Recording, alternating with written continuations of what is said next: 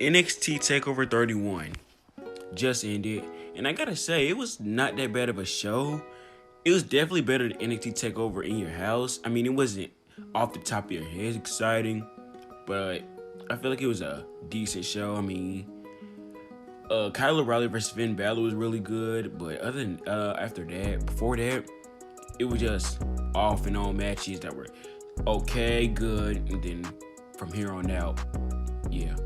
But I feel like the main talking point of the night is probably gonna be the return of Ember Moon.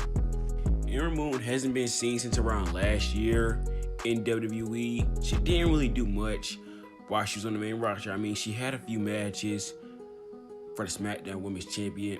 I think it was against Bayley. That's pretty much the last time we actually saw her on the show. But other than being on the main roster, she didn't really do much on the show. So I'm glad she's back in NXT, getting a whole new fresh start to herself, getting a new character, it looks like. So it's good to see Ember Moon restarting. It's good to see her even back in wrestling in general, because I mean, the last time we saw Ember Moon, she was on WWE backstage saying stuff like she had a career-ending injury. So whether that was, I don't know, just her saying that, or potentially it could have been a career-ending injury that wasn't all that bad as it seems, I don't really know. But like I said, it's good to see Ember Moon back. And we also got the return of Toni Storm. We haven't really seen Toni Storm in WWE since this pandemic started. So it looks like she's going to be on NXT regular now. She was on NXT UK before this started. Actually, she was on NXT for a few episodes. But now it looks like she's going to be a mainstay on NXT now. This is a great addition to NXT in my opinion. The NXT women's division is already good. You got Dakota Kai, Candice LeRae, but she might end up getting called into the main roster. But anyways, you got Dakota Kai, Candice LeRae, Rhea Ripley, Io Shirai, Shotzi Blackheart, and now you have Ember Moon back. NXT still has a really stacked women's division, but like I said, Candice LeRae and Rhea Ripley possibly could be drafted to Raw and SmackDown come Friday. So those could potentially be two blows for NXT on the women's division side, but it is what it is. The women's division will probably still be stacked even without them. Speaking of Io Shirai, she did retain her NXT Women's Champion tonight, as you probably saw in the other picture, against Candice LeRae. I was honestly expecting Candice LeRae to win this match. I'm kind of confused as to the point why they didn't win her in the match. Now it's kind of predictable what's going to happen to her. I mean, there's no point to keep her on NXT unless you want to get that rematch saying Johnny Gargano and all that stuff happened, got involved. I feel like they would do something like that, but I do feel like it's kind of predictable at this point. Candice LeRae will probably get called up to the main roster or something like that in the future, or she probably will get drafted on the Raw SmackDown come this Friday, or whatever part 2, part 1 of the draft. So much stuff was confusing in this match. Gargano got involved during the match. Referee got taken out. Yeah, so much stuff went on during this match, to the point where I'm surprised Candice LeRae didn't win the match, honestly. But yeah, Io Shirai ended up retaining, and that's always a good thing. Io Shirai retains, so she's probably going to either lose to Ember Moon or Toni Storm at this point. Damian Priest retained his NXT North American champion against Johnny Gargano. This is a really good match too. I honestly was about to flip out thinking Johnny Gargano wasn't won. I mean, I used to like Johnny Gargano, but the thing with Johnny Gargano now is his heel character is cringe. It's not really all that good. Turning him heel was probably one of the best mistakes they have done. They're going to turn him heel. They didn't have to do all this having Candice LeRae involved in all this type of mess, but I really like Damian Priest too. I really like Damian Priest in my opinion. I think he has a lot of potential to be a star on the roster or in WWE. He has the gimmick, the height.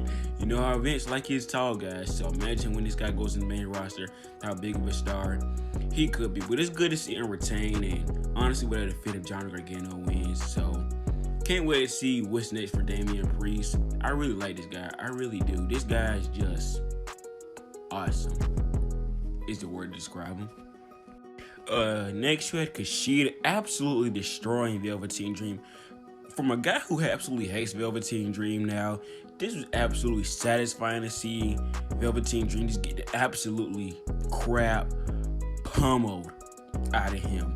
We all know what's been going on with Velveteen Dream. I don't really care to like speak on what exactly happened to them. But like I said, it was really good, satisfying to see this. It's really uncomfortable to see Velveteen Dream in the ring. And to see Kushida beat him up like he's a full-on himself was completely satisfying.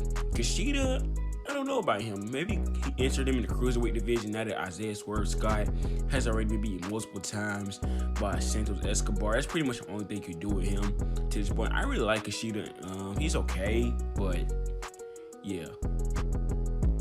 I feel like he could be something in the Cruiserweight division, but as for NXT champion, he could be that. North American champion, he could be that, but I feel like he's starting him off in the Cruiserweight division as of right now, at least. Honestly, didn't see much of this match, but I guess it was okay, but I only got to see the post beatdown by Velveteen Dream. I didn't get to see the most of the match. Next, you had Santos Escobar going up against Isaiah Swerve Scott for the Cruiserweight champion. I was honestly hoping Isaiah Swerve won this match. I'm honestly disappointed that Santos Escobar retained. I really am. But Santos Escobar not a bad champion, I guess, but I feel like you would have expected him to lose the champion at this point.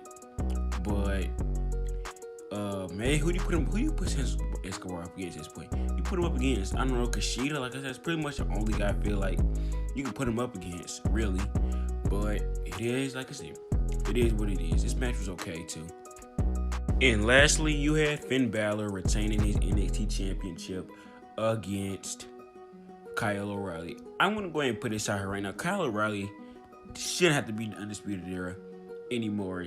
Being, pulled down by Adam Cole, I would say, like, being Adam Cole's shadows, or even in Roderick Strong and Bobby Fish's shadows. I feel like he's ready to be a singles competitor at this point. I feel like he needs to leave the Undisputed Era so he can succeed by himself. There's nothing wrong with the Undisputed Era, but I feel like the Undisputed Era is sort of kind of holding him back. Because if he's with the Undisputed Era for any more longer, he's just going to be in tag team matches and all that type of shit. My life, beat me, bull crap.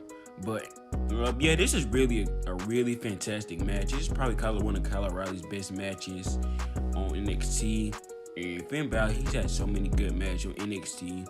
It's hard to say if this is one of his best matches, because you'll probably be up there with one of his best matches, but I don't know. I really don't. But the thing that will probably be focused on, that was what happened after the match, Ridge Holland attacking Adam Cole and just leaving him out and throwing his body across the barricade. Here's what I think I was kind of go. I saw this thing on Twitter before I started the review. Somebody said Finn Balor and Ridge Holland could be some kind of stable. That would make a lot of sense, I guess. It makes sort of sense, but did Ridge Holland actually attack Adam Cole, or did he just find him? That is going to be the mystery. I feel like Ridge Holland did attack him, or maybe somebody might have set Ridge Holland up to attack him, if that makes sense.